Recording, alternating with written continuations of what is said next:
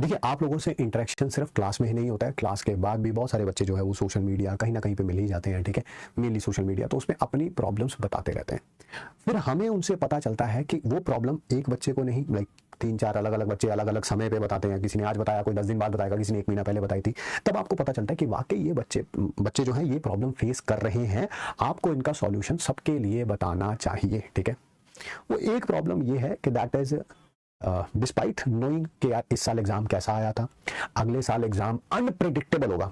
किसी को नहीं पता कि बहुत टफ आएगा, बहुत इजी आएगा, मॉडरेट आएगा, किसी को नहीं पता है, ठीक है? बट अनप्रिडिक्टेबिलिटी जरूर है। हो सकता है 2024 से पहले या 24 तक जो एग्जाम आ रहे थे वैसा आ जाए, या 2025 जैसा टफ आ जाए, किसी को कुछ नहीं पता है, ठीक है? तो ऑब्वियसली अनप्रिडिक्टेबिलिटी रहती है, तो उसके लिए तैयारी भी ज्यादा करनी पड़ेगी इस साल। बच्चों को भी, टीचर्स को भी ज्यादा मेहनत करनी पड़ेगी इस साल, ठीक है? क्योंकि अनप्रिडिक्टेबिलिटी है। नहीं तो पहले पता था इजी मॉडरेट आना है, उस हिसाब से पढ़ा रहे थे। अब पता है यार इजी मॉडरेट टफ कुछ भी आ सकता है, तो उस हिसाब से पढ़ाएंगे, ठीक है? इस अनप्रिडिक्टेबिलिटी में मेहनत ज्यादा करनी पड़ रही है। मेहनत ज्यादा करने के लिए ऑब्वियसली सपोर्ट भी ज्यादा चाहिए होता है, जो टीचर्स तो प्रोवाइड कर रहे हैं, बच्चे भी मेहनत कर रहे हैं। Unfortunately I am seeing a lot of messages that is कि जो फैमिली का सपोर्ट है वो इनडायरेक्टली और डायरेक्टली थोड़ा सा कम है।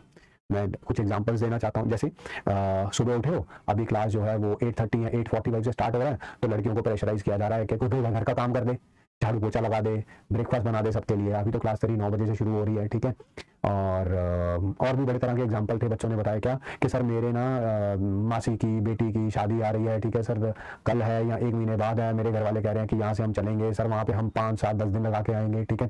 और सर जब भी मेरी क्लास खत्म हो जाती है उसके बाद, उस समय के बाद, 4 बजे के बाद, 3:30 4 बजे के बाद घर वालों का इन्वॉल्वमेंट बहुत ज्यादा हो जाता है कि खाना बना दे, ये कर दे, जब बाजार से सामान ले आ, ठीक है? मैं आप सब लोगों को बताना चाहता हूँ, कभी भी ये मत भूलिए, ठीक है, कि आपका पहला ड्रॉप नहीं है, दूसरा ड्रॉप नहीं है, ये लास्ट ड्रॉप है।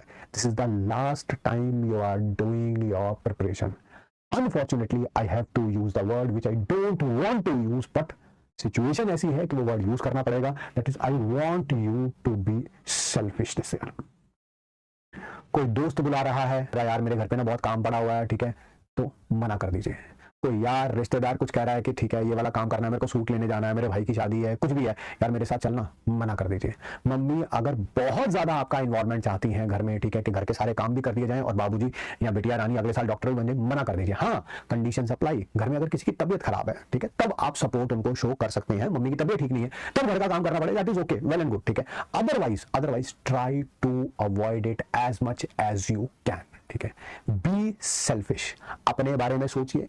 ये काम अगले साल भी रहेंगे। अगर अगले साल आपको अपने शहर में कोई बहुत बढ़िया गवर्नमेंट मेडिकल कॉलेज मिल जाएगा, तब भी आप अपने मम्मी पापा को बीच में जब स्कूल कॉलेज से आ जाएंगे, समय थोड़ा बहुत मिलेगा, थोड़ा बहुत सपोर्ट आप कर पाएंगे, ठीक है? But this year be selfish. कोई दोस्त आपका समय मांगता है, मना कर दीजिए। कोई यार रिश्तेदार, मम्मी पापा भाई बहन कहीं पर भी आने जाने की बात करते हैं, मना कर दीजिए। Be selfish as much as you can, ठीक है? एंड अनफॉर्चुनेटली अगर कहीं पे जाना ही पड़ता है, लाइक यार मजबूरी हो गई, कोई मना कर ही नहीं सकते, आधे एक दिन के लिए कहीं जाना ही पड़ता है, always try to minimise the losses. Always try to minimise the losses. Sir क्या मतलब है इसका?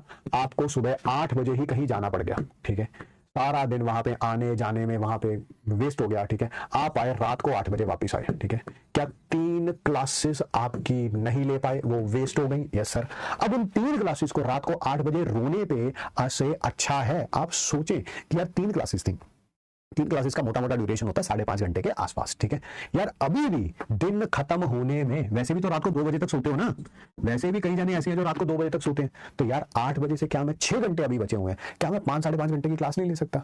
ठीक है, चल 3 नहीं ले सकता, 2 तो ले सकता हूँ यार, 2 नहीं ले सकता, रात को 11 बजे वापस आया हूँ, 1 क्लास तो ले सकता हूँ। सर मैं थका हूँ, मैं जानता हूँ यार, थका होगा, कोई भी बच्चा सुबह 8 बजे का गया होगा, रात को 11 बजे आएगा, थका होगा, मैं मानता हूँ, ठीक है, फिर भी 1 क्लास तो ले ही सकता है यार, ठीक है? So always try to minimise the loss, कि किसी कारणवश डेली शेड्यूल जो है वो फॉलो नहीं हो पाया, कारण कुछ भी हो सकता है, घर वालों ने इंटरफेयर कर दिया, कुछ मिस हैपनिंग हो गई, कुछ भी हो गया, ठीक है, किसी फंक्शन में जाना पड़ गया, ठीक है, तो always try to minimise the losses. यार सारा दिन बर्बाद हो गया, अभी भी 4 घंटे तो बचे हुए हैं, तो 4 घंटे पढ़ लेते हैं यार, 12 घंटे नहीं पढ़ पाए तो उसका मतलब ये थोड़ा सोचना है कि जब 4 घंटे बचेंगे, चल यार कल से शुरू करेंगे, ठीक है? ये सारी माइंडसेट की गेम है, सारी माइंडसेट की गेम है।